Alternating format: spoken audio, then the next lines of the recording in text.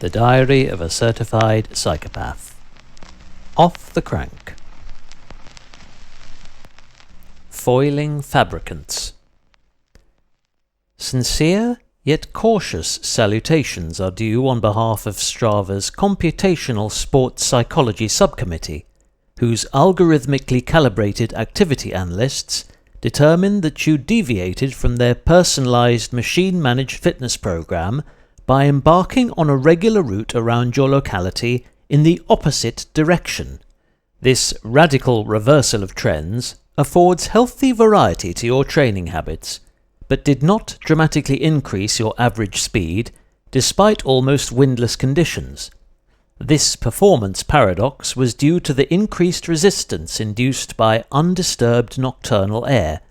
coupled with a frigid sea fret that began enveloping the coast as you headed north up Stony Lane,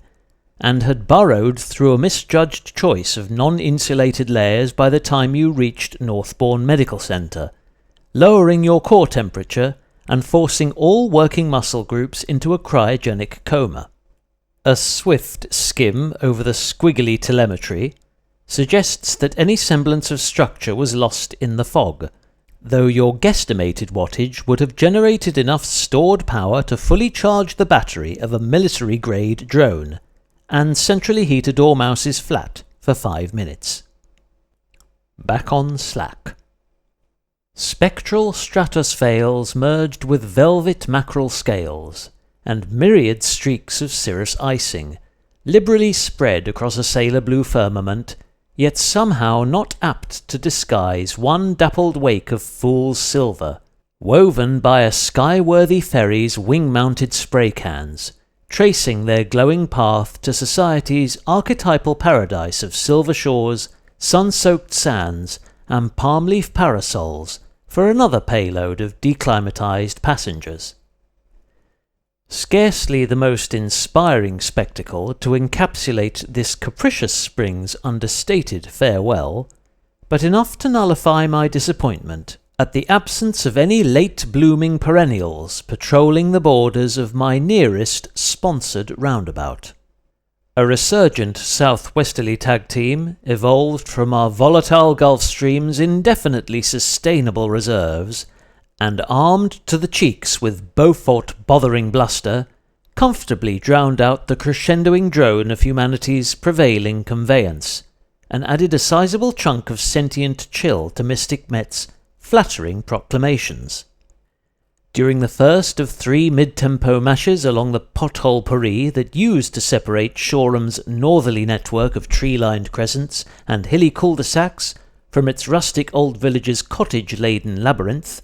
I sensed that my gravel-reared steed's uniquely adaptable anatomy was even more compliant than usual, with all unseated pedal strokes feeling like squats on an inflatable rocking horse. Tried to utilize body weight instead of muscle leverage to maintain momentum throughout every light-footed revolution, combined with armfuls of lateral swing in the opposite direction of each downward crank, though the bouncing and bottoming out persisted until I'd resumed recuperative salad spinning.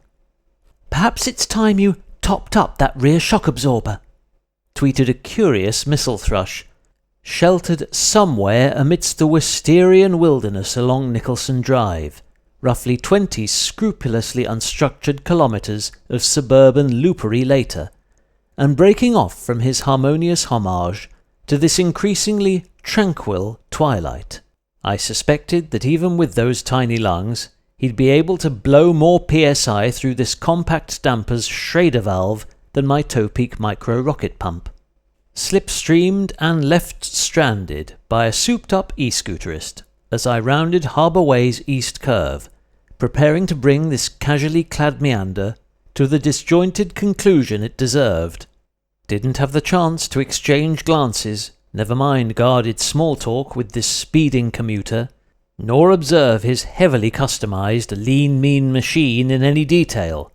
Instead, shortly before reaching the Burrells roundabout, I became peripherally conscious of a dilating light, in progressively warm pursuit, followed by the familiar high-pitched howl of a brushless DC engine, Mere yards later, my otherwise silent tailgater triumphantly swept past,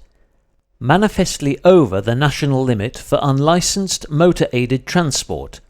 though I prayed several quarts of craft ale short of a failed sobriety test.